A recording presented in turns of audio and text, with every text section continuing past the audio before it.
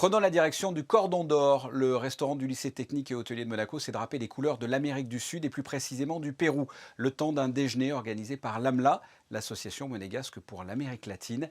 C'est votre Focus Info et il est signé Alexandra Pani. Il souffle comme un air de Pérou au restaurant Le Cordon d'Or ce jour-là. Lorsque l'on pense au Pérou, naturellement nous imaginons le Machu Picchu, mais c'est loin d'être la seule richesse de ce pays d'Amérique latine. Sa cuisine est d'ailleurs connue pour être l'une des plus diversifiées au monde, avec une importante variété de spécialités. La chef Lourdes Pulvinage, invitée pour l'occasion, est l'une des plus célèbres ambassadrices de son pays en France, à la tête de la Casa Picaflor à Paris. La cuisine péruvienne, c'est une cuisine, c'est une émulsion culturelle. C'est le résultat de toutes les influences culturelles qui aujourd'hui épatent le monde. L'Association monégasque pour l'Amérique latine a vu le jour il y a 4 ans. Principauté, par ses actions, elle souhaite promouvoir et créer un pont entre Monaco et l'Amérique latine à travers des activités culturelles et sociales. Cette année, la chef Pulvinage a donc été invitée pour représenter le Pérou à l'occasion d'un déjeuner réalisé en collaboration avec des élèves du lycée technique et hôtelier de Monaco. Et pour eux, c'est un aboutissement de pouvoir mettre en œuvre ce qu'ils ont appris à l'école et d'appliquer ça sur un autre type de cuisine.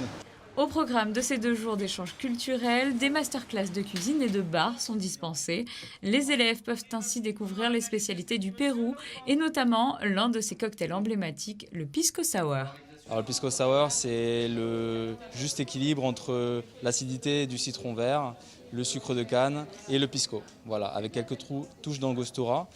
Connaître et découvrir la culture et les traditions d'un autre pays grâce à des ateliers pratiques et apporter des connaissances supplémentaires à ses élèves dans leur CV, c'est l'un des objectifs de cet échange organisé par l'AMLA. Mon idée, vraiment, c'est de transmettre ma culture péruvienne à travers la cuisine.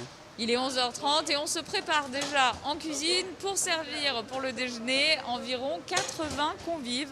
17 élèves du lycée technique et hôtelier de Monaco sont présents aujourd'hui pour aider la chef Lourdes Pulvinage. Du côté du bar, tout est prêt également pour accueillir les convives. Ils sont 2 à prêter main forte au chef barman. C'est une première, surtout un service comme ça, en banquet, avec autant de monde, une réception pareille. Mais bon, ça va le faire, ça va.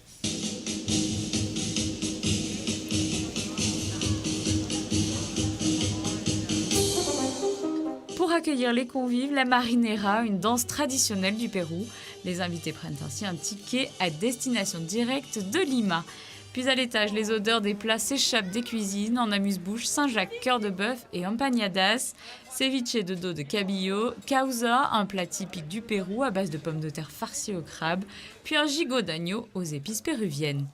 Des saveurs souvent méconnues de la part des élèves, de nouvelles connaissances qui leur seront utiles dans leur future carrière. Ça s'est plutôt bien passé aujourd'hui, c'était une très belle expérience. Et c'était un peu stressant, mais ça s'est bien passé au final. Ça s'est passé très bien. On a appris des nouvelles recettes, des nouveaux ingrédients. Échange culinaire mais aussi solidaire, c'est toute l'ambition de l'AMLA. À cette occasion, un chèque de 3 000 € a donc été remis par la direction de l'Éducation nationale de la jeunesse et des sports à la fondation Princesse Charlène de Monaco pour apporter un soutien financier à la création de 2 écoles de rugby. C'est une très belle expérience, c'est vraiment une belle réussite que nous avons mis à l'honneur le Pérou à Monaco et c'est vraiment, voilà, on était très touchés et à la fois très émus de pouvoir partager notre emblème du Pérou à Monaco. Partage de connaissances et de saveurs, un cocktail réussi pour cette première édition qui a déjà pour ambition de revenir l'an prochain avec la République dominicaine à l'honneur cette fois-ci.